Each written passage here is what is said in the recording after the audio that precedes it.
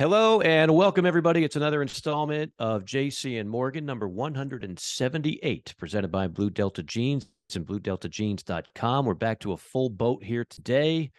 Myself, Mike Morgan, JC Sherbert, Michael Haney. We've got Atlanta, Chicago, and Nashville all covered with this dais that we try to present to you each and every week. And looking forward to discussing a number of things. We'll try to cram it into about an hour, maybe a little bit more than that here this Tuesday, as that's when we're dropping it. I got curious, guys. I find myself going down more rabbit holes than ever. I don't know why I do this or how my brain gets there, but YouTube's like a dangerous thing for me because if I start watching something on YouTube, then I keep going, and before I know it, I've been on there for 2 hours, and it's like, what just happened to my life?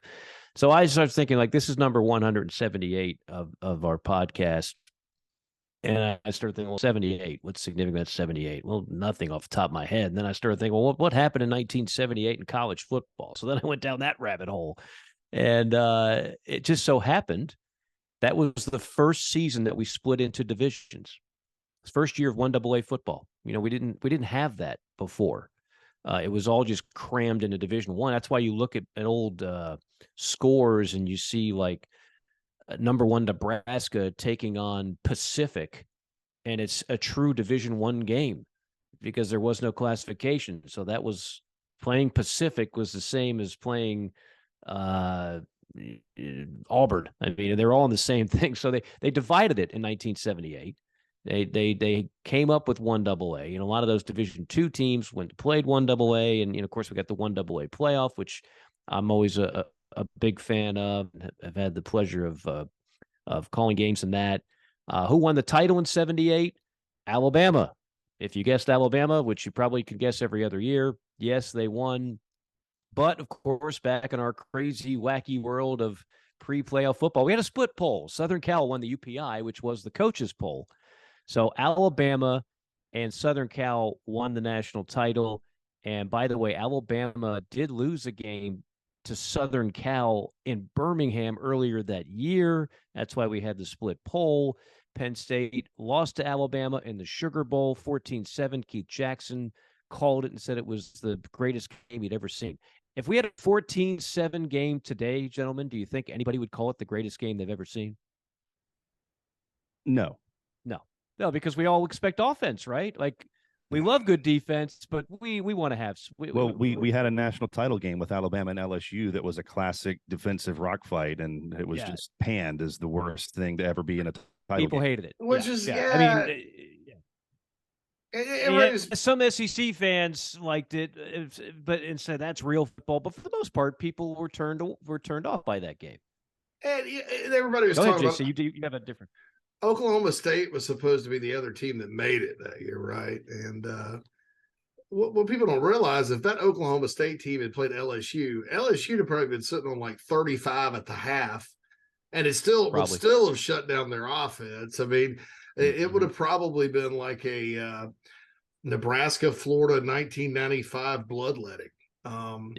And look, that Alabama dominated LSU, and there was not much offense for the. I mean, I think LSU beat them 9-6 earlier that year, but I do think that game sort of got the wheels turning for a lot of coaches, Nick Saban included, to where, hey, we can't just keep lining up in the eye and trying to out muscle people and have a rock throwing contest in that game. We can't play man ball anymore. And if you notice, 2 years after that, maybe 3 years after that, that's when Kiffin came in and they started working and the playoff era hit. And Alabama's been pretty dynamic on offense since. And then it took LSU 8 years to get there, but we all remember what happened in 2019. So I think that kind of spurred it. And unfortunately, those of us that love defense like me, I was horrified during 2020 when nobody played defense. I was like, oh my,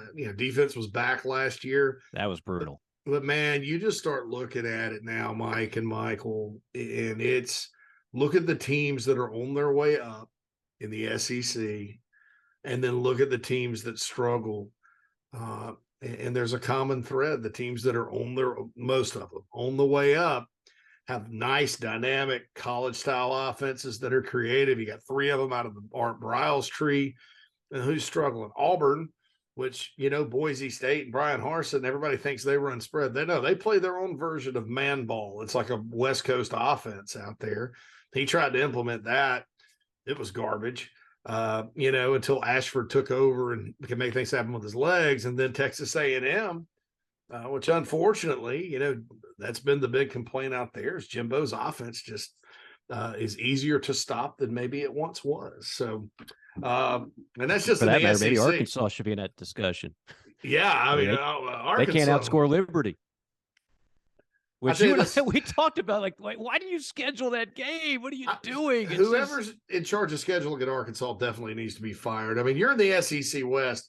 What gave you the bright idea? Inside actor. That's what's going on there. They're like, I hate somebody's going to do that. Yeah, I'm going to sabotage this. We're going to schedule sabotage. They had Cincinnati at home, Boise State and BYU on the road, Liberty at home, and Missouri State, coached by Robert Petrino, at home. All tricky games, right? On the night. And what it is, I don't think that Arkansas is like, I think KJ Jefferson getting hurt threw them off a little bit. And the schedule in conference is going to be relatively tough. But I think it's just really hard for teams to have to be up and at the top of their game every single week in college ball. I think you need those get right games to get right. That's what they're called, get right games.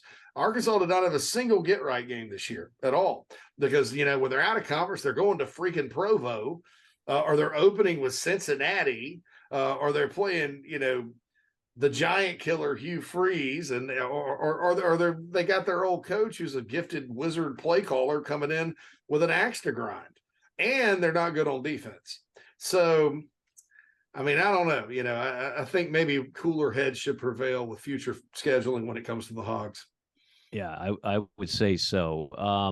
By the way, one last thing that happened in 1978, Arizona and Arizona State went from the WAC to the Pac-10.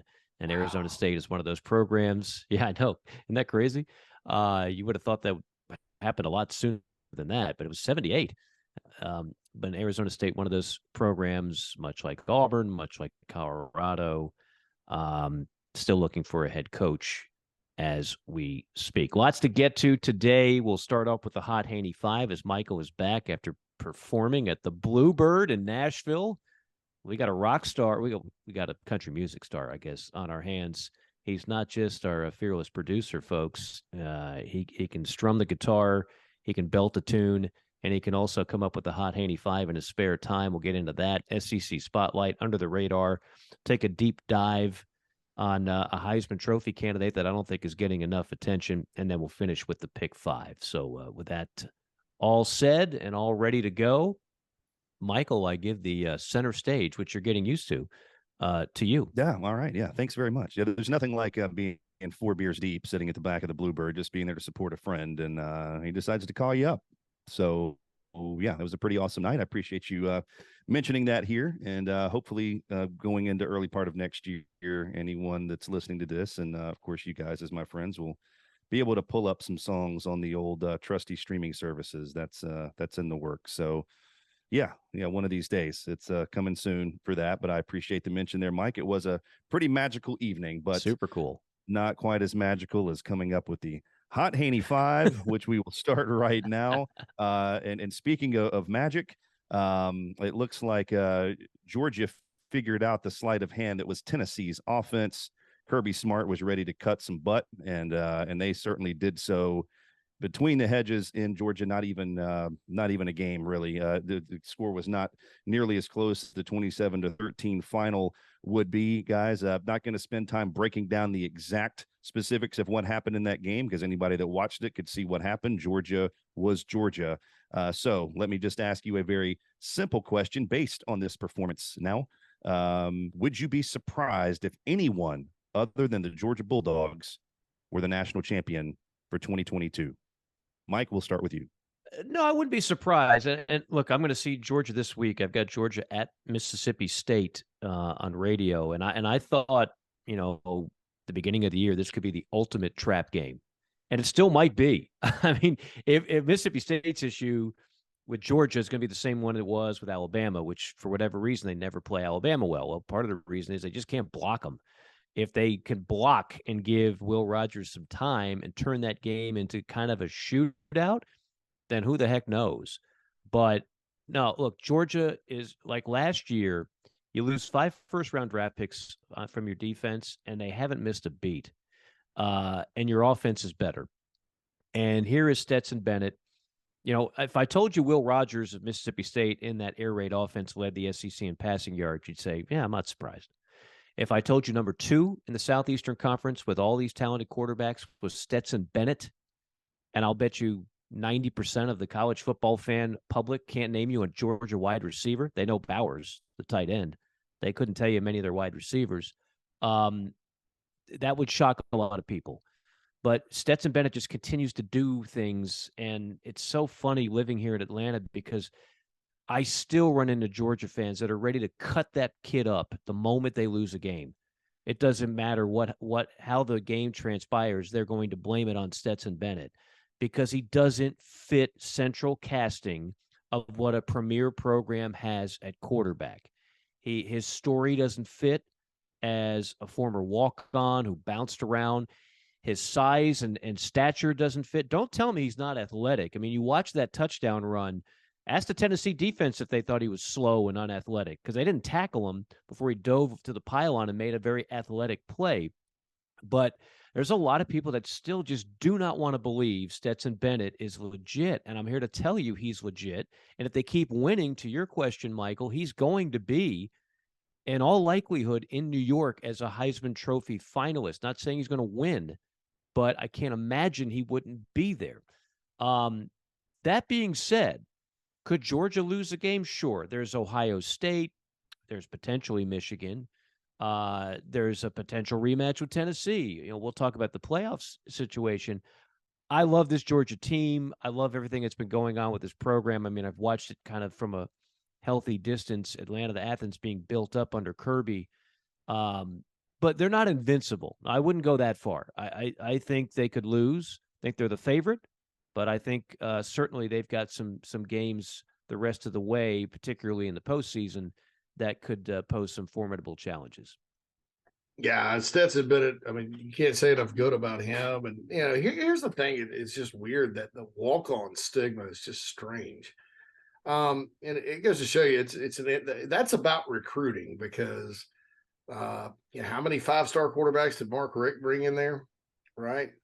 And they couldn't get over the hump, and then you know you had Jake Fromm as a true freshman lead you to the national championship, but people weren't too happy with him. I think they wanted to see Fields. Fields leaves. He's now with the Bears. Has a great couple seasons at Ohio State. And I think that's the frustration of Georgia fans, like that they haven't been able to get the position right. And when they have, they've underachieved. With Matt Stafford senior year, David Green senior year, Aaron Murray, they were a play away from going to play for it and lost to Alabama. Those are all 5-star. Well, Green was a 4, but Stafford and Murray were best in the country. And I think, you know, sometimes fans need to kind of wake up and understand that, you know, sometimes that's embrace the magic of this game. You know, who else was a walk-on? Baker Mayfield. You know who else was a one scholarship guy out of junior college, had no scholarships out of high school? Aaron Rodgers. You know, Josh Allen played at freaking Wyoming. He's one of the best quarterbacks in the NFL. Mm-hmm.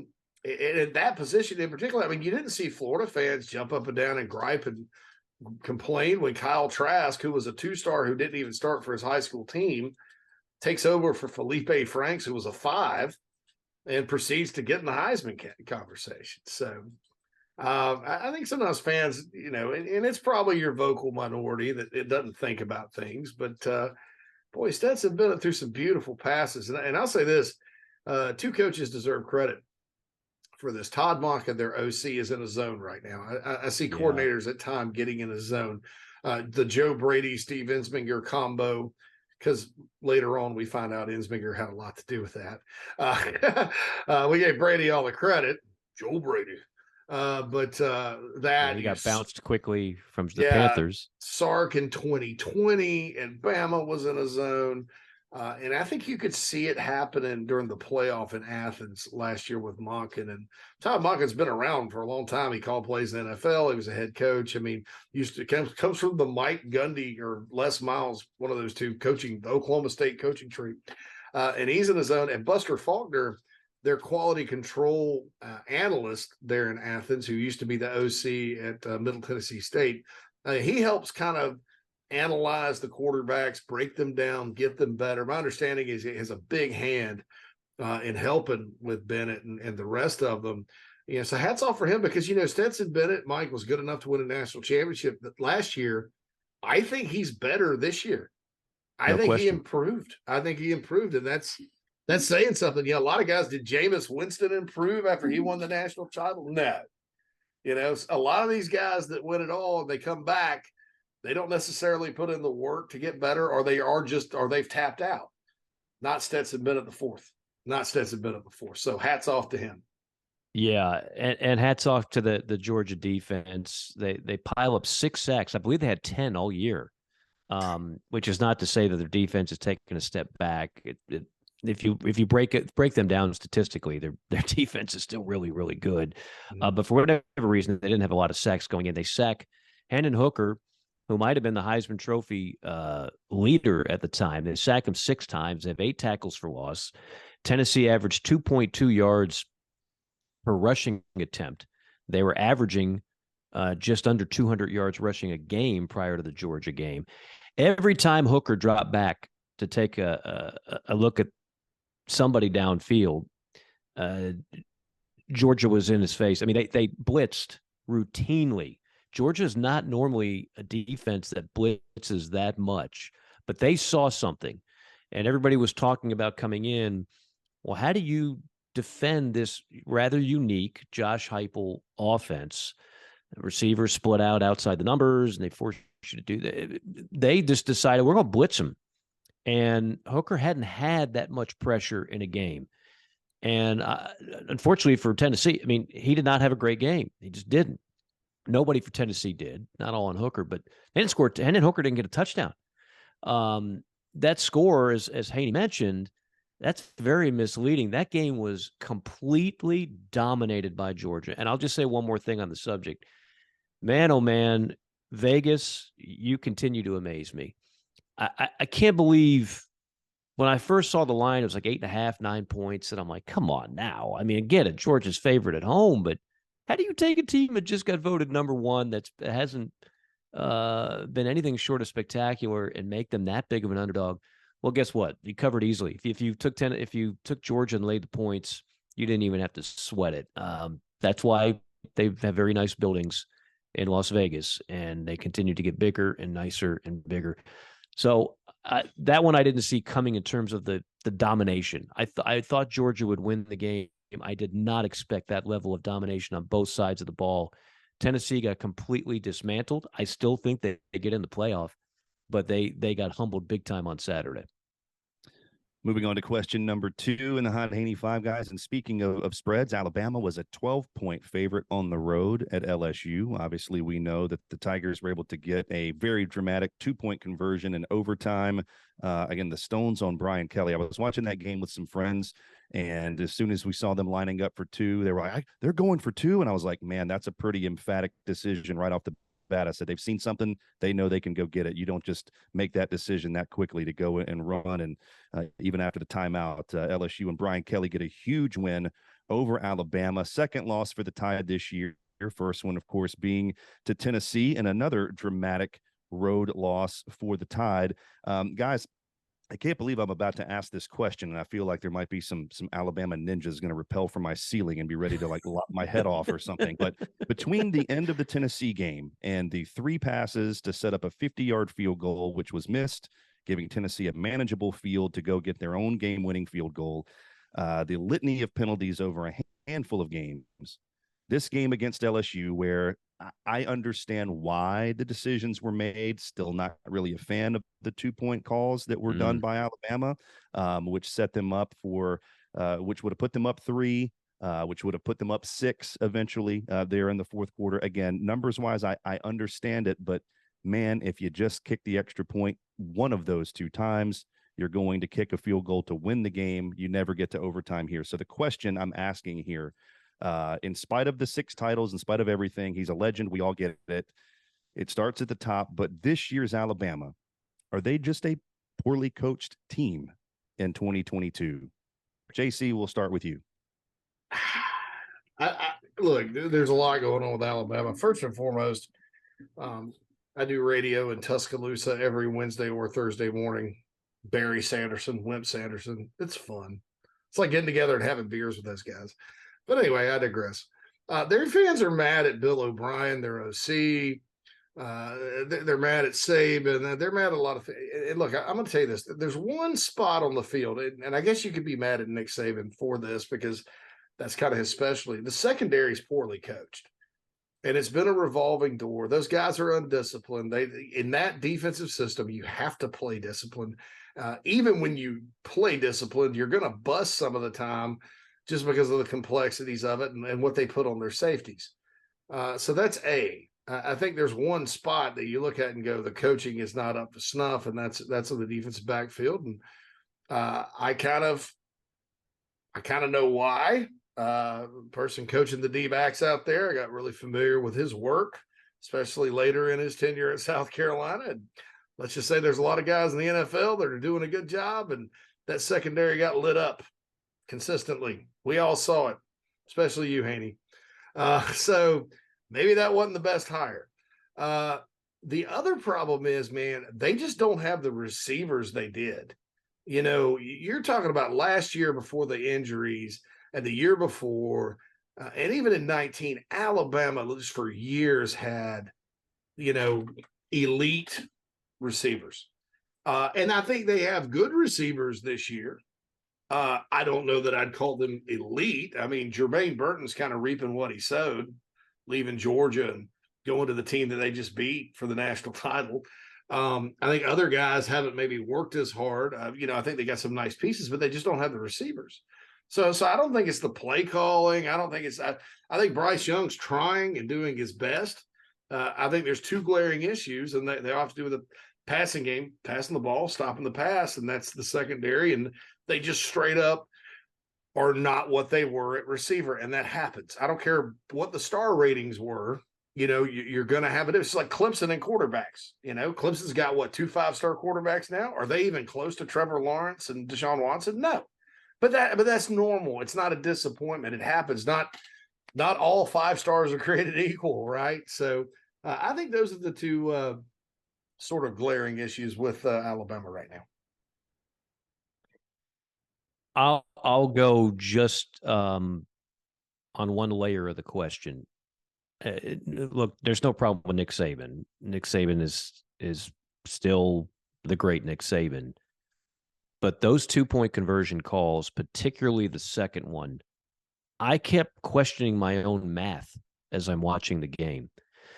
Now, I've seen this for years. If you go back several years, like when I first started calling high school games, you had the old school coaches that had that little chart in their back pocket, and it would say, well, when you're down 5, then you always go for 2, and if you're down 3, and some of these coaches would actually follow that in like the first quarter, and I'm like, why are you doing this? Again, when you go for 2, it's less than 50%. Okay, the extra point, even in college kickers, it's almost automatic. It never makes sense to go for 2, in my estimation, before the fourth quarter. Now, I realize we are talking about the fourth quarter, but the second one to go up by 6 instead of 5. Yeah, so the score was 21-17. It would have put them up 23-17. And obviously, if LSU scores, you're forcing them to have to kick the extra point to go ahead. Yeah. Yeah, but again, the extra point, even in college, especially at programs like this, it's almost automatic. That made no sense. And how much time was on the clock when they did that? You painted it properly, Michael, and that is that if they don't do that, this game doesn't even go into overtime. So, look, I think even the very best of coaches can make moves that if they had it back, they'd be like, why did I do that? And no one's going to be like, no, Nick, we don't need to go for 2 here. You're not doing that. If you're an assistant coach, no. But that was just a head scratch. That's not 2020 hindsight. I mean, I know I'm in a group of millions that are watching that game. And I say millions, I'm not exaggerating. I know Georgia, Tennessee drew 14 million. I didn't see the number on Alabama, LSU. I'm sure it was right around there. That would outrate the final game of the World Series and every game of the NBA playoffs last year, in case you're wondering the health of college football. But it just didn't make any sense, and it wound up costing them. Now, that being said, let's give credit where it's due. The call, that is major cojones. And Brian Kelly, why did he leave Notre Dame to go to LSU? Because he knew with LSU talent, he could do what he couldn't do at Notre Dame, which is beat a program like Alabama and Nick Saban. I mean, this is the coronation, and it is the justification as to why he took the job. And it's also a blank you to all the people that were ripping Brian Kelly early in the season because they just wanted to rip him. The guy is a hell of a coach. And I think I've been consistent with that on this podcast now for quite some time. And don't be surprised if they're in the SEC championship game in year freaking 1 when everybody and their grandmother were picking Alabama and or A&M. Interesting tweet. If you go back and look at Ross Dellinger, he posted, because Kelly brought this up, in 2014, that exact same play call when he was coaching Notre Dame at FSU down the stretch would have won the game. It was converted, but they called it offensive pass interference. It's a little bit of a pick play, or as we like to call it, a rub play. A rub play is legal, a pick play is not. But he knew it wasn't going to get called, and he knew Jaden Daniels had options galore and was going to pick the right one. But still, that is a ballsy call, because if you don't get it, holy smokes, are they tearing him a new one? That's how you immediately, in less than 10 games on the job, you change the culture, the outlook, the vibe, and everything surrounding the hire and where LSU football is going. I just want to point that out, Mike, that you were bringing up the 2014 call. Let's just stay in this season. Sliding doors moment. Oh, Texas and Jimbo Fisher. I was going to say the that. Aggies ran almost the exact same play, or at least a very, very similar play where they're trying to go to the front corner. Clemson did it in the national title game. Mm-hmm. It's something with that setup, and I think every school or every team has at least a similar play call in their playbook. But there's something about the Bama defense that these teams see that they think that they can attack. So I was sitting here saying the same thing, Michael. So great minds think alike, and I'm like, and Jimbo got ripped for that play call too. Johnny Manziel ripped Jimbo on the, and so, but yeah, you're right. Kind of a similar thing to what Clemson ran in the national championship game in 2016. Deshaun Watson to Hunter Renfrow for the victory. So there must be some sort of breakdown. And what's funny about it, Saban's coaching show, they did the Jimbo play, and he went through the whole assignment. He was like, this guy's the sniffer, this guy's the rat, all these football terms and stuff. And you're like, me, I'm like, tell me more. I love it, because I'm into stuff like that. It was impressive. Yeah, but it was just one of those things. So it was, yeah, you're right. That's interesting, really interesting about that defense.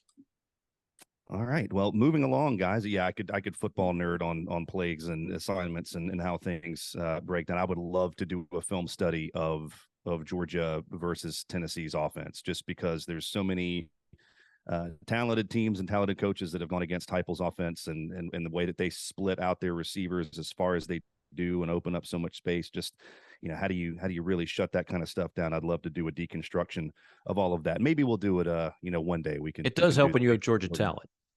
It does also help when you got dudes everywhere. When you've got that kind of talent, it helps. No question. I'll say this though. One more point about that. Who's Georgia's defensive coordinator? Will Muschamp. When he was at South Carolina and Heupel was at Missouri, South Carolina had their number. Routinely shut them down. So for whatever that's worth, there you go. Yeah. And look, Josh Heupel's offense at UCF was not like I've pointed out, and we've got our correspondent UCF Knight, our big golden. No, not golden anymore. He's gonna take a shot at me for that. The Knight correspondent. They were not all enamored with Josh Heupel. It was not a like this guy's a brilliant offensive play caller. We can't let him go. So look, Josh Heupel's done tremendous work. We overreact. This is a loss for Tennessee. They still have had a marvelous turnaround, which has been one of the best stories in college football in a long, long time. And I still maintain I think they're going to get to the playoff. But what you saw on Saturday, to your point, JC, it didn't shock everybody as much as maybe it shocked some that thought, well, this offense is just indefensible. It can be. It reminded me of Independence Day, the movie, like when Bill Pullman, who's the president, was like, "Get on the line, tell them how to take these guys down." And you just got a picture, Muschamp and Smart back there on Morse code. And I think that's what you have to do. And a bunch of great articles in The Athletic asking 20 different coaches, 20 different ways to just like Waffle House hash browns. How do you stop Tennessee? Some of them are just throwing up their hands. Well, they can't stop them. They'll hang half 100 on Georgia, all that good stuff.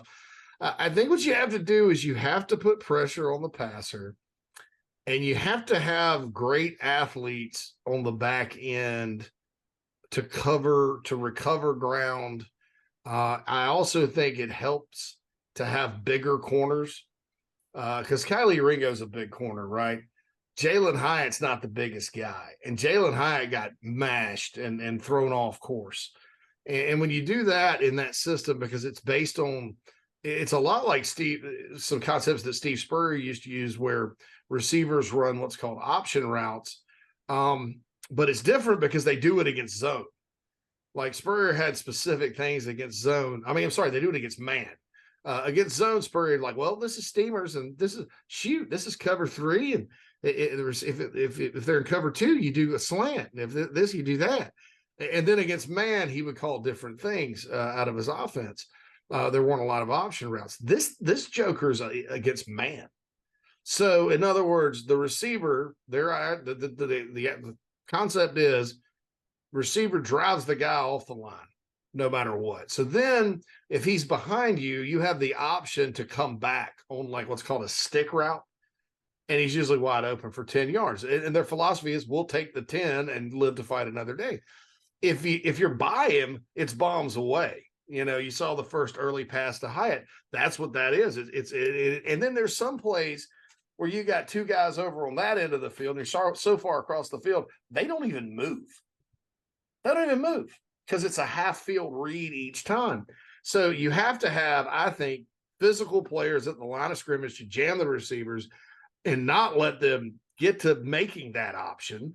And then I think you got to have selective blitzes. You can't blitz all day, but you got to bring selective pressure and get the quarterback uncomfortable in the pocket.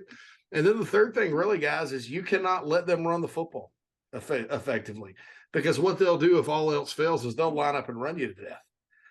It's the Briles system, and I always tell the story about it's the Cheez-It Bowl now, the other Orlando Bowl, or the number 2 Orlando Bowl. Briles at Baylor, he didn't have a quarterback. Some guys went pro, some guys were injured, some guys quit the team. He lined up a wide receiver at quarterback. He ran for 670 yards against North Carolina and beat him like 60-30 or something like that. And that offense is designed, if all else fails, they're going to be able to spread you out and run it. Georgia had answers for everything defensively, and I do agree talent matters. But Alabama's got some pretty talented defensive players too, and so does LSU, and a lot of teams those guys have gone up and down the field on. So, I think that's it. And I hope I got the X's and O's right, and I'm not being a moron about that for those of you that do follow it. But that's based on reading those articles in The Athletic and then applying it to what I saw. That's kind of how I think they got them. It was interesting to hear. I think David Ubben was the author of that piece that you're referring to, and I saw him tweeting, and I've listened to a little bit of his podcast, saying he had people saying, well, it was just Kirby just had to plant. Didn't he? He just planted some coaches to say some stuff to motivate the Georgia team, having some fun conspiracy theories with that one. But yeah, you're absolutely right.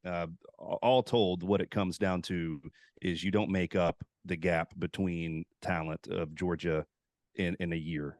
So again, Tennessee's had a tremendous year, and this is still going to be a banner year for the Vol Nation. But yeah, I think that was the lesson that we all learned, is that you don't get to make up the talent gap in such a quick time frame, no matter how much you might want to. Speaking of, moving to question number 3, and question 4 is going to be the same, just a little bit different content. But speaking of LSU, again, college football, as we know, gentlemen, I don't think that there's any other sport that is quite as week to week as college football is. Again, you're dealing with 18 to 22, 23. Well, in the case of Hendon Hooker and Stetson Bennett, 24, going on 25 year old men. You never know what's going on in their lives and what's going to happen. But from week 1 to week, what are we in now? Going to week 11. LSU and Oregon both lost out of conference games. Oregon embarrassed by Georgia, as Georgia will do to plenty of teams, and LSU hung on, or almost came back and got at least an overtime with Florida State there. But my question to you: bigger surprise turnaround since week 1 and the narrative that's around each team, LSU or Oregon? Mike, we'll start with you. Who is the biggest surprise? Biggest surprise turnaround since week turnaround. Since biggest surprise turnaround since their week 1 out of conference loss. Yeah, I mean, I think it's got to be Oregon. I mean, look, LSU didn't play that badly in the Florida State game, and they're a kick away from winning the game or advancing the game. I don't think LSU had anything to be embarrassed about in week 1. I think Oregon did. I think Oregon just fed into the narrative that that's the same old Pac-12, Pac-10, can't compete with the big boys. This is why they're sitting on the sidelines every year during the playoff, and this is why they'll be doing it again. And all of a sudden, it's like Bo Nix is a legitimate Heisman Trophy candidate. I'll throw that on there. He was part of my, the year of redemption monologue I went on a couple weeks ago. Bo Nix has been outstanding. Dan Lanning has them playing great. I mean, look, I'm kind of like torn on all this because I just had a Miami game with Mario Cristobal, and they look so bad. And then they look so bad again this past weekend against Florida State. Remember that was like a relevant game, Miami, Florida State. Anybody? Bueller? Mm-hmm. Mario did recruit those players to Oregon. So he's got to get some credit for what Dan Lanning just inherited, a first-time head coach. But there's clearly talent in Eugene, and they are clearly playing outstanding football. So my answer is Oregon. I'm going Oregon as well. I think in the short term, you could make a bigger case for LSU because I think once Oregon kind of got past they got back home. They beat the crap out of Eastern Washington. They scored 70. And they played that BYU game, remember? Because everybody was thinking BYU's they're good. They beat Baylor. And they boat raced BYU in Eugene, and then they've passed every test, and it culminated with UCLA. Keep in mind, on October 8th, Tennessee went to Baton Rouge and slapped LSU in the mouth. And then, Ole Miss goes in there and gets up pretty, a couple touchdowns early. And then something just clicked. Now, I'd always thought that Daniels was an excellent quarterback. And I figured there was just some time to kind of get him accustomed to what they were doing. And that's going to happen with the portal these days, especially with a guy like that who relies so much on his athleticism. But, I'd have to say, Oregon definitely big picture, but with the recency bias, I can see where people would say LSU. Oregon and what they're doing with Bo Nix is really awesome. I think, and I thought Bo Nix before he got hurt last year actually improved under Harsin and Mike Bobo, but he's kind of gone next level out there at Oregon. I think one of my favorite stats here, I think it was a couple of weeks ago, I saw somebody tweet that Bo Nix had as many touchdown passes in one game Auburn had all season.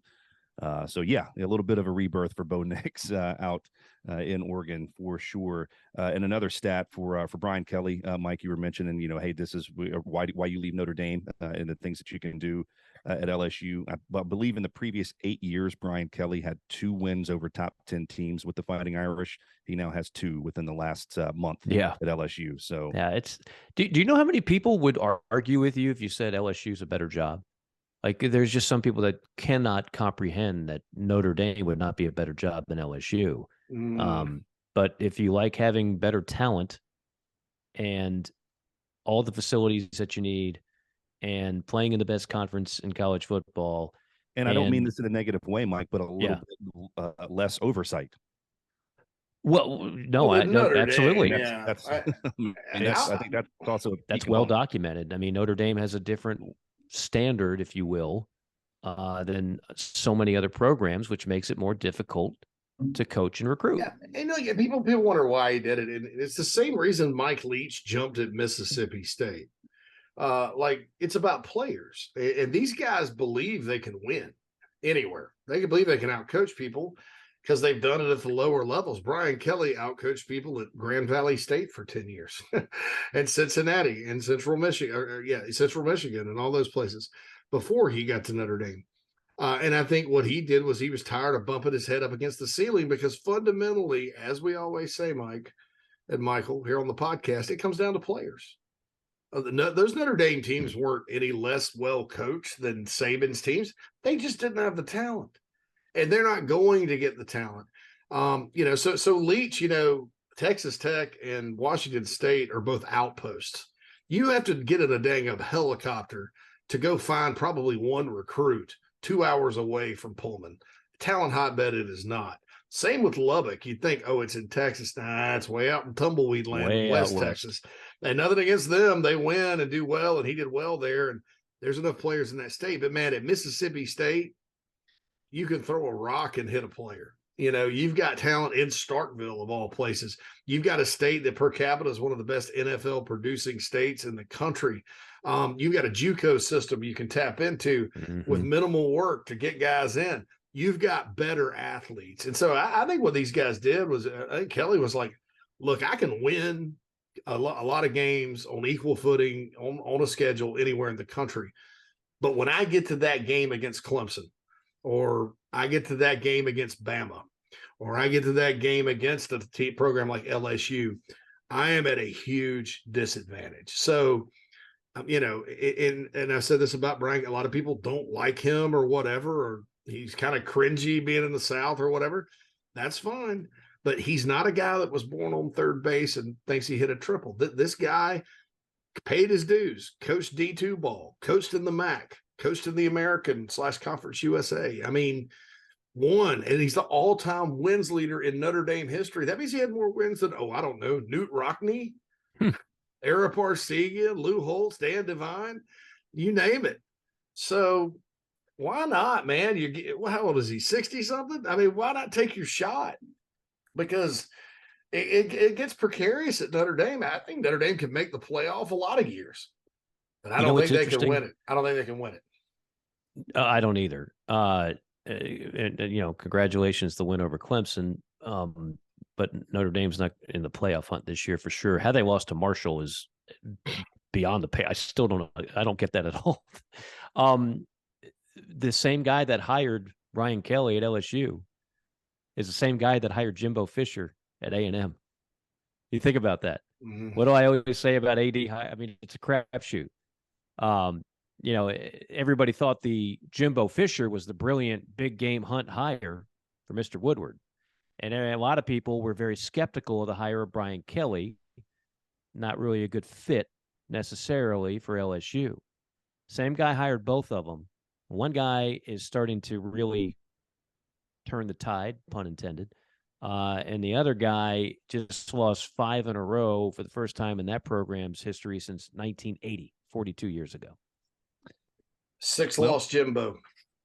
Yeah, it's pretty wild. And I considered putting them in my next question. So this has surprise part two. I did not put Texas A&M in there just because I think I knew what the answer would be. I mean, when you're a top 10 team and you are where Texas A&M is right now, I think that's that speaks for itself in terms of surprise and not meeting the standards going into this year. But bigger surprise number two, I added this first team just because of the loss that they recently incurred. Mike, you mentioned it earlier. Arkansas losing to Liberty. Man, what a fall for the Hogs since the first couple of weeks, first 3 weeks of the season. So bigger surprise number two, Arkansas or Oklahoma State. It's Oklahoma State for me. I was very high on this team, and I thought that they were the pick to win the Big 12. Obviously, I was wrong. They look good early, and they hit a wall that I can't really understand or justify or what have you. They've been outscored 84-16 in the last. Yeah, it just doesn't figure. Like, I know it's college kids and you don't know what's going on in the locker room, blah blah blah blah, but that just doesn't make any sense. What was the other team? I forgot in the question. Arkansas. Oh yeah, I mean, look, I know I'm not alone on this. I thought Arkansas was due to have a down year. Sam Pittman's a great story. We all love Sam. We all want to crack a beer with Sam, maybe two, maybe a six-pack. But at some point, and look, I have these preseason lists of SEC quarterbacks, and a lot of people had KJ Jefferson number 2. I like KJ, but he ain't playing like the number 2 quarterback in the league. I know he's had some injuries and whatnot, but they kind of peaked. They kind of peaked. And, you know, stories like Bumper Pool, which were so admirable. You know, he inherited a bunch of guys that were not highly touted coming out of high school, and they were all playing well together and everything else. And Sam Pittman is a media darling, justifiably so, because he's such a likable guy. And he, too, paid his dues to finally get that job. But at some point, I was waiting for Arkansas to take a step down. And not perhaps this big, but I'm not as surprised at that as I am Oklahoma State. Yeah, I mean, I Oklahoma State's quarterback issues are one thing, but then you just look, they've been getting the crud beat out of them. It's kind of like you said, Mike, about the Big 12 this year. There's no easy weeks. Mm-hmm. And so, you know, I thought Arkansas, once they lost that game to A&M, I thought, shine's kind of come off. I don't know. They're not that good on defense, blah, blah, blah. And the shine has come off. So, yeah, I think I'm probably more surprised because I thought at the beginning of the year, Oklahoma State, I was like, this is the year Mike Gundy maybe gets to the playoff. Who knows? But it didn't happen. It certainly did not. And moving on to question number 5, we'll try to rapid fire a little bit of this as we get into the SEC spotlight and under the radar and get to our Picks 5 segment, guys. But final question for you here in the Hot Haney Five, not to bury a top 5 upset here, but Clemson got steamrolled by Notre Dame, a Notre Dame team that has been up and down. Mike, you mentioned how the hell did they lose to Marshall? They lost to a bad Stanford team. They've obviously had quarterback issues. By the way, I believe Notre Dame's quarterback had 85 passing yards. I think he went 9 for 17 in that game. If you would have said ahead of time, hey, Notre Dame's quarterback is going to go 9 for 17, pass for 85 yards, and they're going to beat Clemson handily, you would not take that bet, would you? You certainly wouldn't. But Clemson now likely out of the college football playoff because of that loss, not just that they lost, but in the manner that they lost, unless some other mass chaos surrounds, which it's college football, anything is possible. I say all of that to say Clemson is the team. They have been the standard in the ACC. But there's another team on the other side that's having a very good year. There's a quarterback, Mike, that you put in the under the radar several weeks back, Drake May. Do we need to be talking about the North Carolina Tar Heels a hell of a lot more than what we have been? We might. I don't have any confidence in their defense still, although Gene Chizik has righted a lot of the wrongs early in the year when they were porous at best. But again, just remember the name. I've mentioned it on this podcast before, and I think now he's starting to become a household name. Drake May might be the number 1 pick in the draft in a couple. Is it a year? Is he eligible after next year? Would he be a redshirt sophomore? I think he is.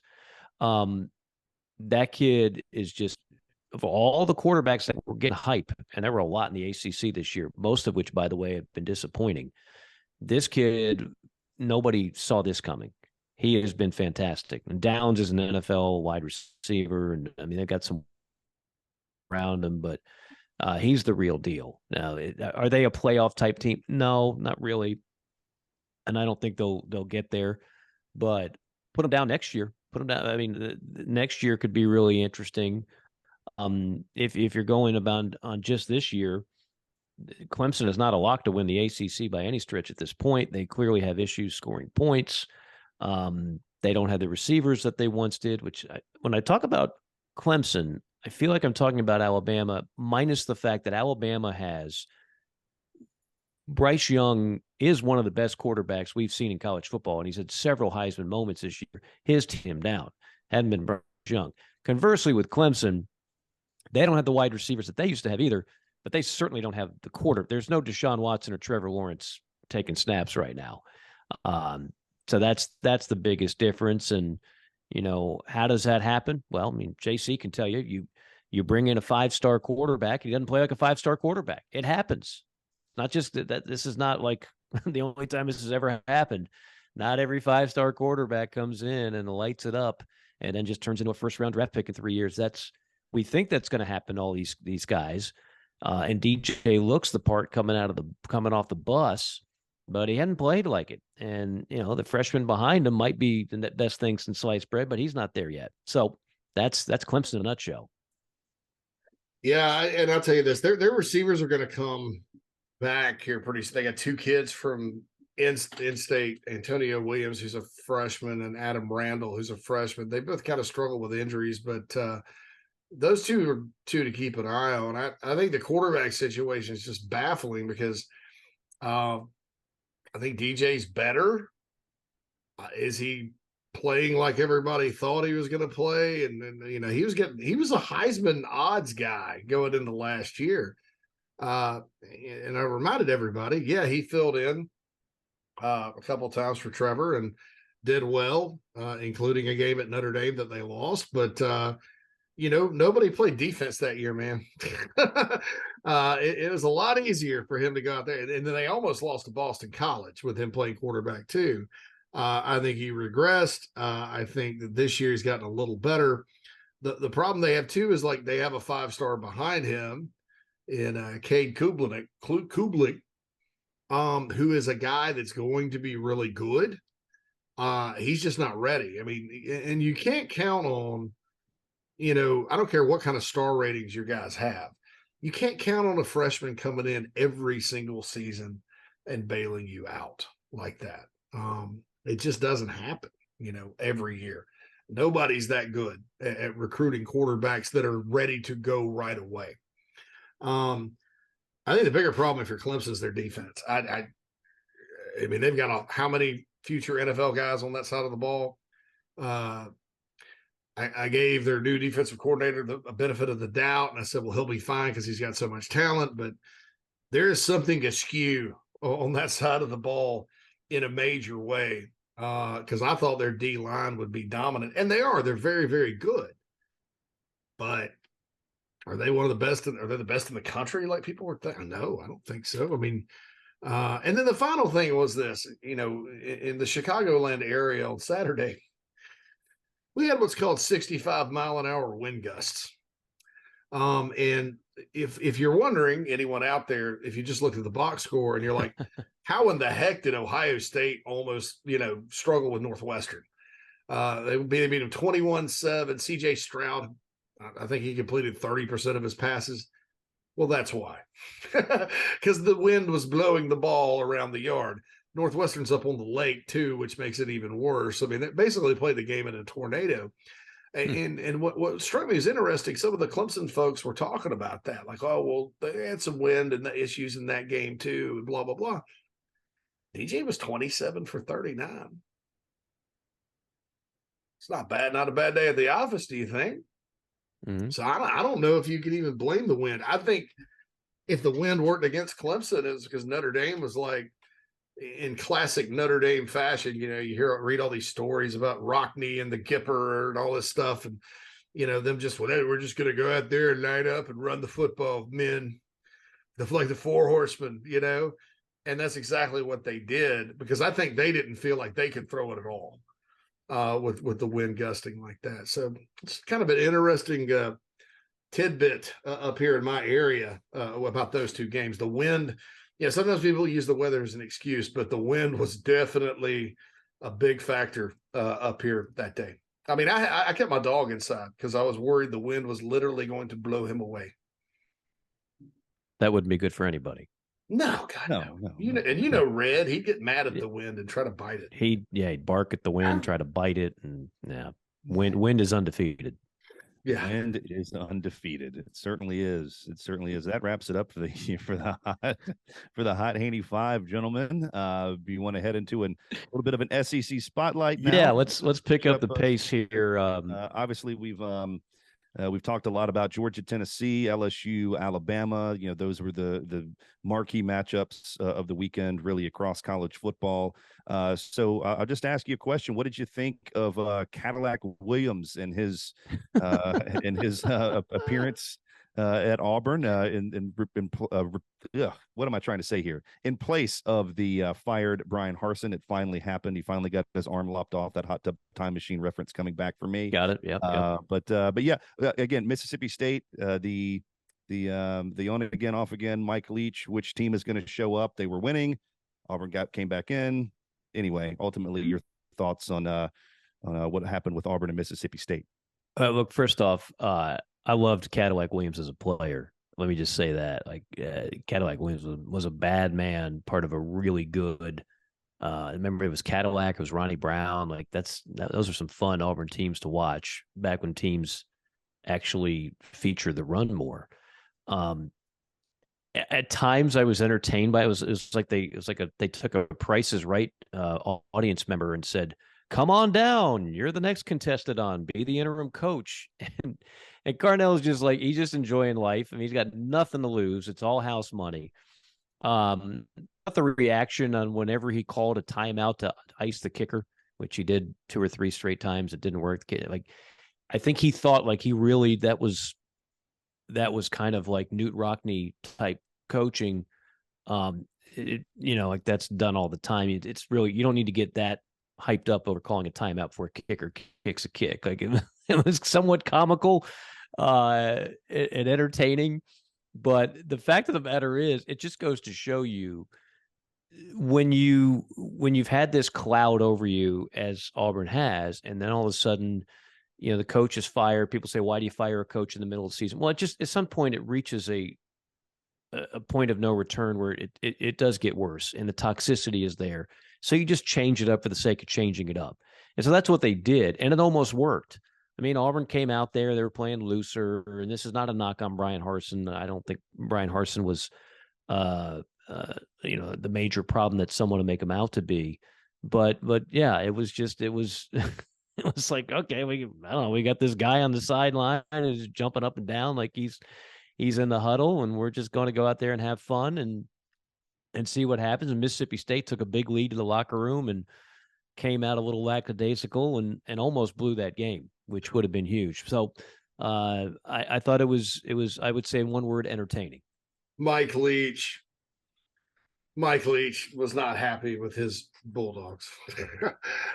He went over there on the sidelines and like started like folding the chairs and throwing them on the ground. Like, we don't deserve to sit down. And I think he brought up the fat little girlfriend's comments that he had at Texas Tech too after the game as well. I got to double check that to make sure, but he was not happy. Auburn played inspired. Auburn had it's kind of funny because the whole Harsin era, Auburn's kind of been like a black hole to me. You just don't hear much about him. You didn't hear much about him in recruiting. Didn't hear much about him in the transfer portal, which you'd think they would be all over. Didn't hear much about him at all, and they got to 6-2 last year and collapsed. You started hearing about all this drama and stuff down there. And then this season, literally after that Penn State game, nobody said anything. Nobody talked about him. Nobody did anything. And so they're kind of like a mystery, almost. And they kind of went under the radar and just boring. I mean, I've never seen Auburn football that boring. They should have had Joe Moorhead back, and they could have had our coach completely does not fit with this program or in this league bowl. Yeah, Joe Moorhead versus Brian Harsin, it'd have everybody. been amazing. And it's so, but Cadillac, the one thing comes out of Auburn social media on Friday night before the game, and he gives this great speech about what the ball meant to him and how it's changed his life. Well, you know, people can judge that for what it's worth, but you finally got the sense at that point, you know, oh, okay, this is Auburn football, you know, and I expected them to go play well.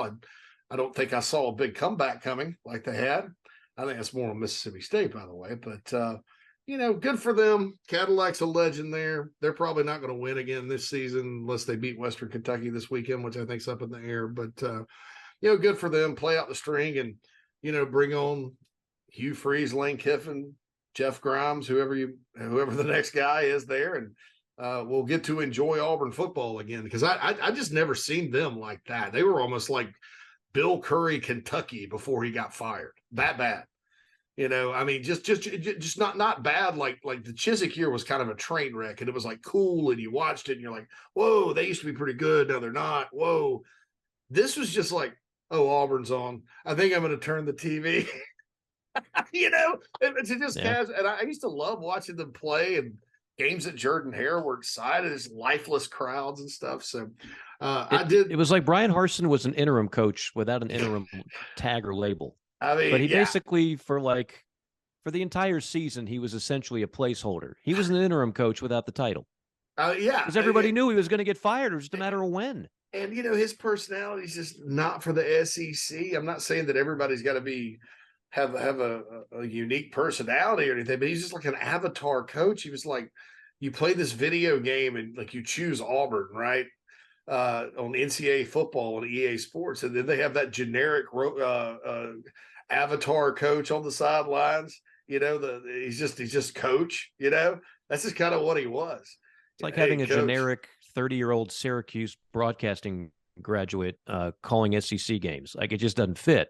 Yeah. You can try and force it in there, but it doesn't necessarily fit. Yeah, it was bad. So I did think that Cadillac speech was kind of a sign Auburn maybe. It's kind of like here's the light on the horizon of the return of Auburn football, so to speak. I don't know. Maybe I'm being dramatic. I don't know. Yeah. Have you guys ever seen a team win with a walk-off roughing the punter penalty, as Kentucky did over Missouri? Oh, you know, I still haven't seen that play. I read about it when it happened. And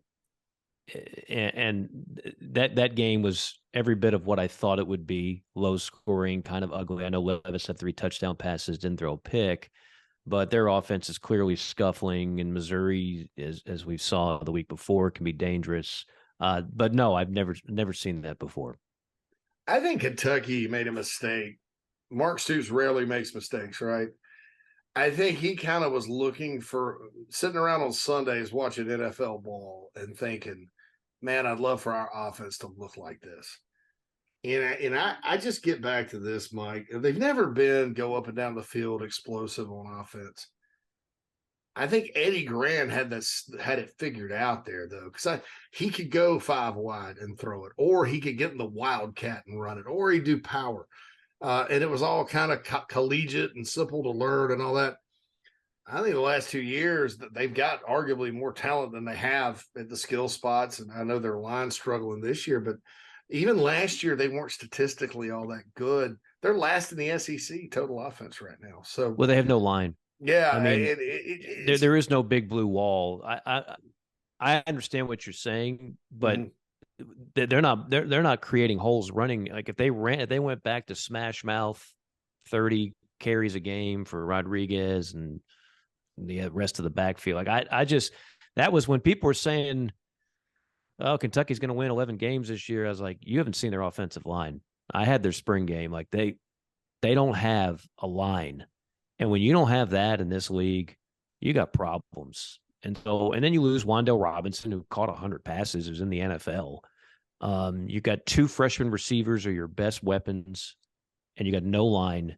And then you have an NFL quarterback, but it's not all about, like we always talk about, it's clearly the most important position on the field. It is, but you have to have some help. And Will Levis has very little help on that roster.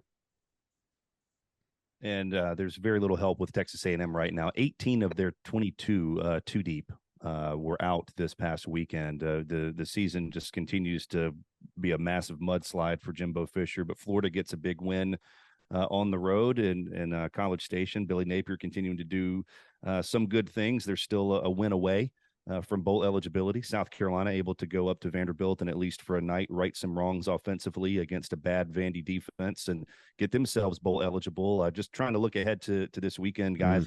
Any other games, Mike? You mentioned Georgia and Mississippi State as a game that you were intrigued by with that, but any other games that stick out to you for this weekend's slate? Alabama, Ole Miss obviously is a huge game, but what do you guys think about the weekend ahead?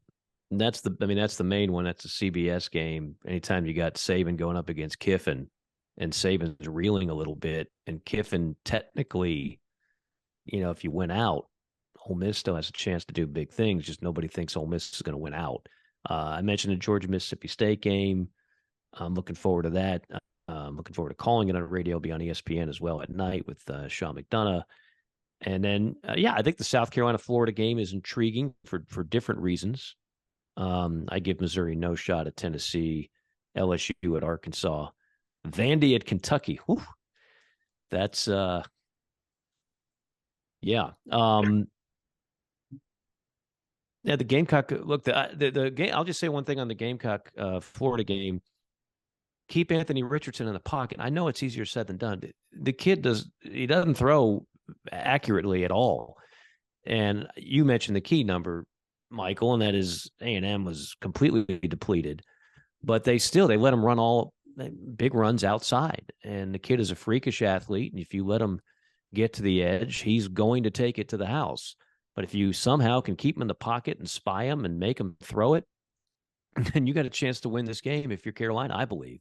Florida doesn't have much of a defense, but Carolina's offense has been sporadic. But it's a game that means a lot to both of those teams and both of those coaches. So while it's not going to get any national attention, I do think it's a pretty intriguing matchup. Yeah, I think that's the key for South Carolina as well. Is you got to go down there. The Gamecocks' offense at this point is just kind of like a big play kind of deal. That they actually have players this year, and so if you can get the ball to Juice Wells and I don't know if Marshawn Lloyd will be healthy and all that, then I think that I think Florida's definitely susceptible.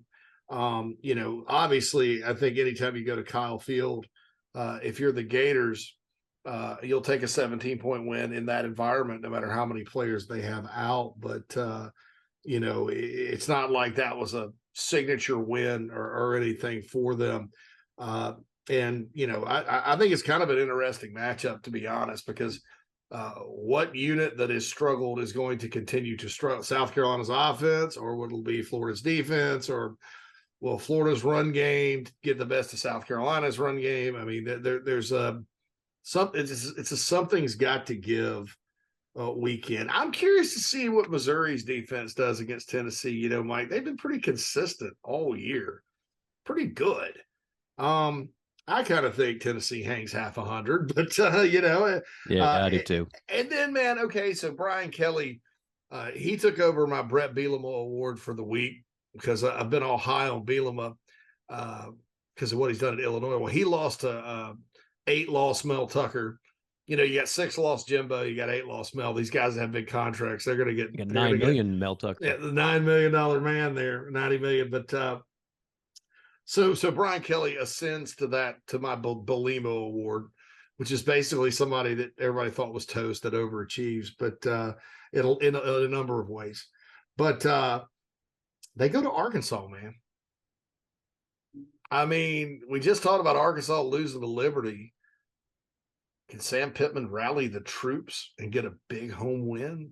LSU historically struggled in Fayetteville. So 11 a.m. kick. A 3-point favorite.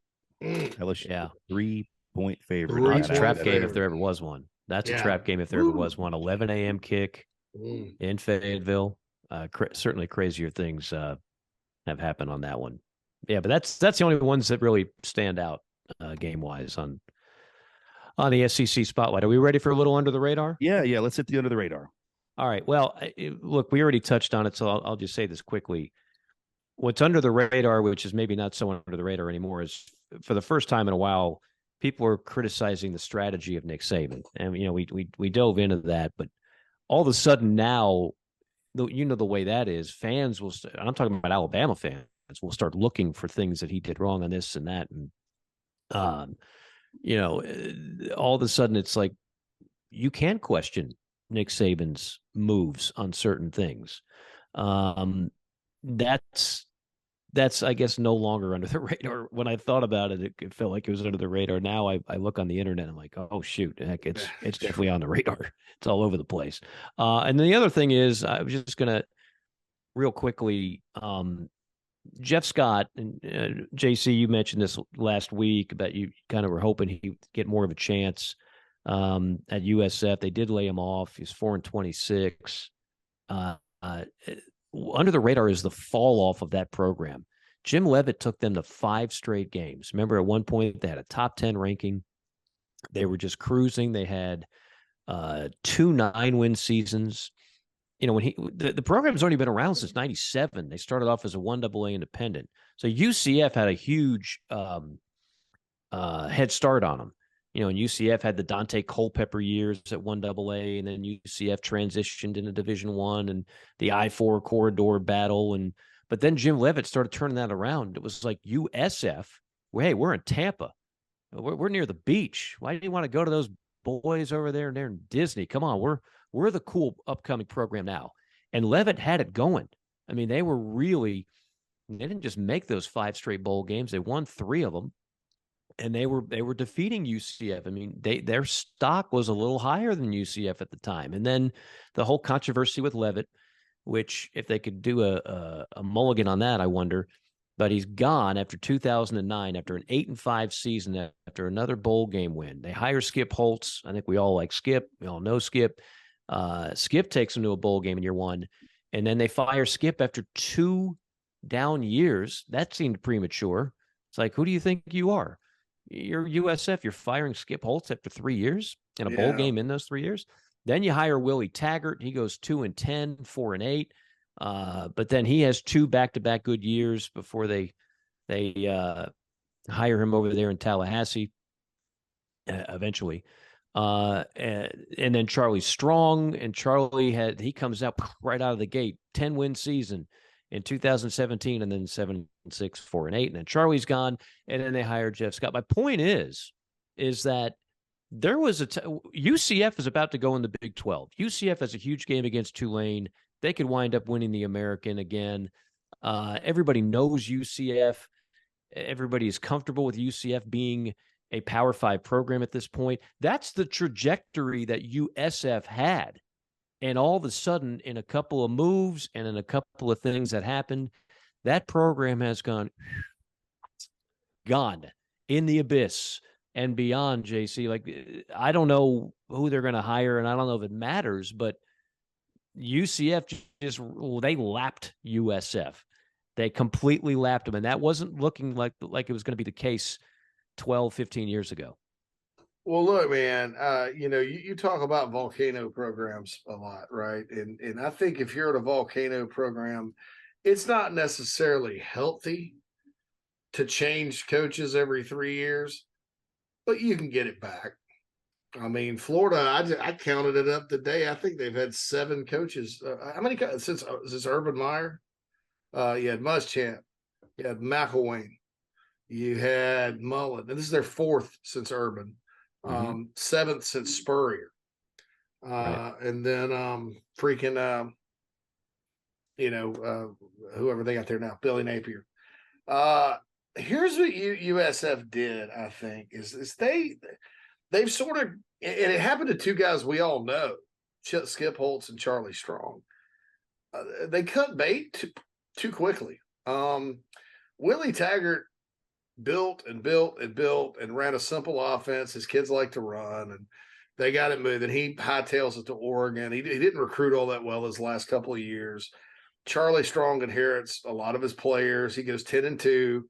The next year they're at 7-6. The next year they didn't have any players. They dropped to 4-8. He's fired. Same thing happened to Skip. Skip started off pretty well there, blah, blah, blah.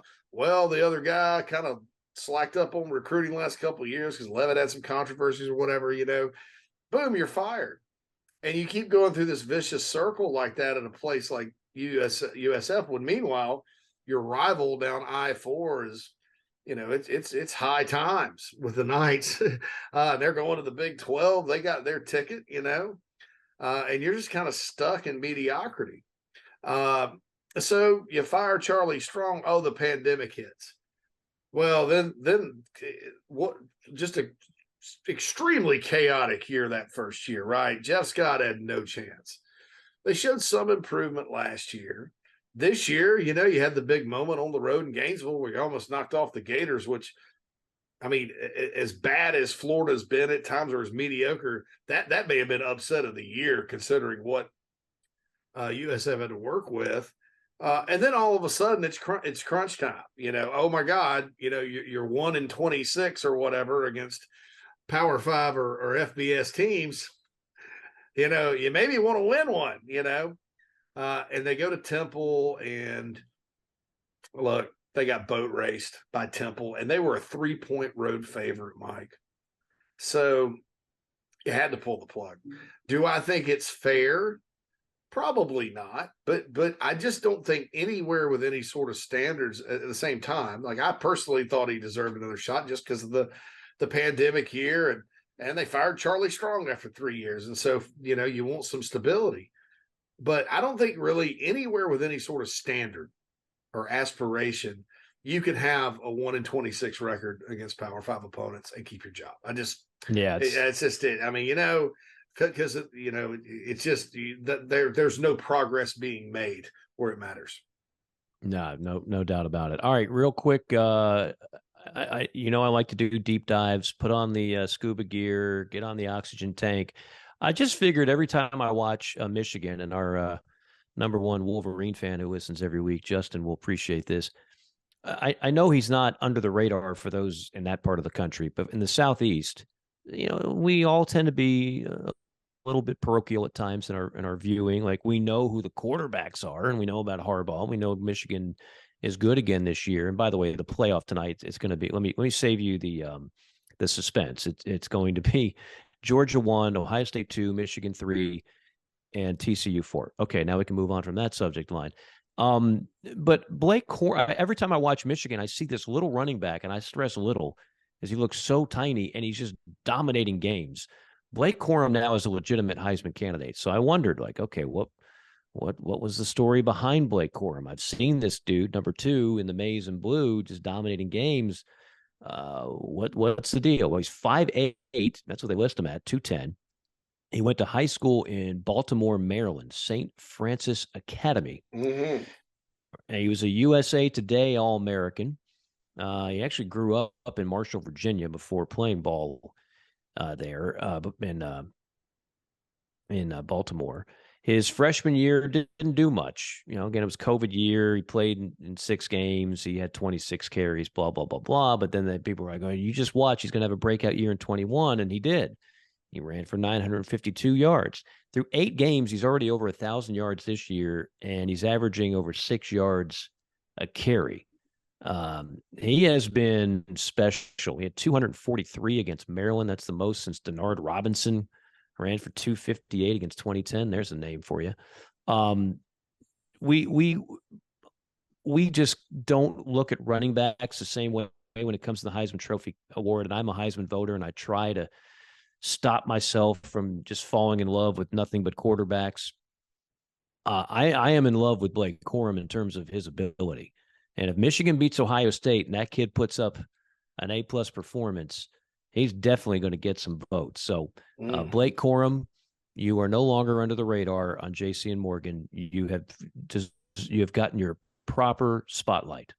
At St. Francis, I know a little something about their coaching staff. I figured you would. That. Yeah, they take and I don't know what Blake's specific story was, but they do so much for like kids that have a chance from inner city Baltimore and DC and surrounding areas. it's not a fake school like Sycamore State or whatever the heck that was, Bishop Sycamore. Yeah. These dudes are all legit guys. It's affiliated with St. Francis Church, whatever. They get their academics right, and they have about 8 to 10 Division I guys a year at St. Francis. Wow. It's just a lot of good stories. And like I said, I don't know what Blake Corum's story is, but man, oh man, what a running back. And I'm gonna tell you this, Michigan is better this year than last year. And I want to throw this in there. I believe that Josh Gaddis is overrated because everybody talked about Josh Gaddis. Oh, Josh Gaddis, my God, it's going to transform Michigan football. I was like, well, he's only at Bama a year, and you're not really clear who was calling plays. He was coordinator in title. Well, now he's at Miami. You see what's happening to that offense. But I'll say this. Michigan is better on offense this year. They look more like a dominant Michigan team than somebody maybe trying to do a little something that they're not accustomed to doing. Now, a lot of that's the quarterback and another year of experience and all that. But Harbaugh looks more comfortable this year with this team than last year's team, which, beat Ohio State and went to the playoffs. So that's not – I expected Michigan maybe to take a step back. I thought with their schedule they could maybe be undefeated going into Columbus, but now, man, I don't know that Michigan couldn't go in there and beat them or at least give them a game. I think it's going to be one hell of a game.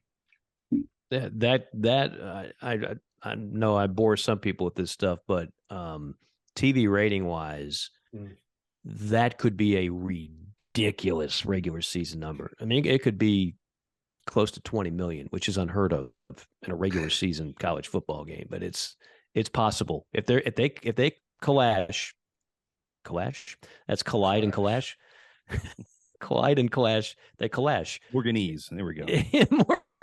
I'm inventing my own language, my own lexicon here.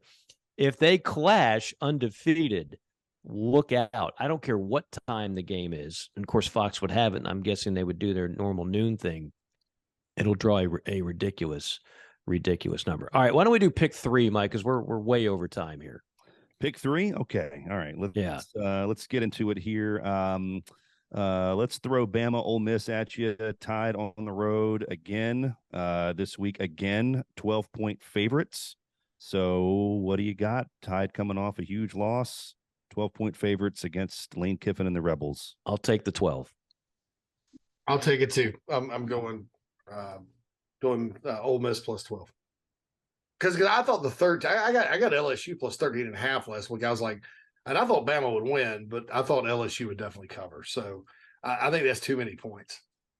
All right. Let's see. A huge game in the Big 12. TCU on the road against Texas. The Horns, not the Horned Frogs, the Horns 7-point home favorites. Yeah, and this is why if you're all been out of shape tonight, when you see TCU on the 4 line, which I imagine they will be, don't get too worked up. I'm not, because I think they're going to lose either this game or the following week at Baylor. I think I like what Texas is starting to show. I don't like that high a number. Makes me feel a little bit uncomfortable. 7, really? Vegas has it at 7. I know. I did it. Come on. That's why I put it in here. I'm like, that's just a juicy, intriguing number. Yeah. Shoot, I'll take the points again. I like Texas to win, but I will take the points. I think TCU will win by a couple of touchdowns. Ooh, okay. Now, and you can mark me down as wrong if TCU merely covers. If they don't win, you can mark me down as wrong because, and I'm sorry to our Texas guy out there that listens to every episode. I hurt for you. But I've seen this movie before many times with Texas. Oh, we're finally back. And then some team like TCU comes in and just punches them in the face. And everybody's like, well, what the heck happened? And, oh, my God, we're bad again. Kind of like in Waterboy. Like, oh, we're not good anymore. I can't really say what he said. But that's my thing with Texas. All right. Well, since we only have one more left, I'll let you guys pick. I'll let you choose which one you want to do of these 3 matchups that I had left. Louisville, Clemson. Clemson a 7-point favorite. UCF at Tulane. The Green Wave a 2-point home favorite. Or North Carolina at Wake, where the Deacs are a 3.5-point home favorite. Gentlemen, which game would you like to choose? I am going to. I'm going to. I'm going to jump the Tar Heel. No, I'm not. You know what I'm going to do? UCF night 94. Don't kill me. I'm taking Tulane minus the 2 at home. We don't talk enough about the Green Wave, what they've done this year. It's not in the bounce house. I'll take Tulane. All right, JC. Oh, I think I'm going Tulane as well. I'm going Tulane as well. Look, wait, let me pick something different. How about North Carolina will beat Wake Forest and cover? That was my next one. I was tempted. I just can't find it within me to bet against Hartman and. Yeah, I think so many people have like a little bit of opening weeks of the season stress about North Carolina because they almost went down to App State in that thriller. They didn't look very good against FAMU in the opener. They only beat Georgia State by 7. They've had a lot of close calls, but man, Drake May, special player, and you mentioned their defense getting better under Chizik. They have a lot of young players still that they've recruited on that side of the ball that will continue to get better and better. So, I think the days of teams, even if you're North Carolina, which they normally do this, they take Wake Forest lightly. I think that's over. So, all right, well, the pick 3. There you have it. I like it. I like this podcast. Brought to you again by Blue Delta Jeans, BlueDeltaJeans.com for the very best in custom jeans. Check them out. You don't even have to go into their showroom anymore. You can just go ahead and get yourself fit online, have them mailed to you. It is the best, most comfortable pants you will ever wear. It's BlueDeltaJeans.com. Gentlemen, enjoyed it. I'll give my best to the folks in Starkville for you. Michael, you keep rocking the Bluebird. JC, stay warm in the Windy City. Absolutely. And you mentioned those Blue Delta jeans, just fired up looking at some of that product. Boy, what a great bunch of quality stuff that they have right there for our very nice sponsor. Yes, and our great listeners can certainly take advantage of that as well. Number 178 is in the books. We will see you next week, folks. For Michael Haney, for JC Sherbert, Mike Morgan saying so long. See you next week on JC and Morgan.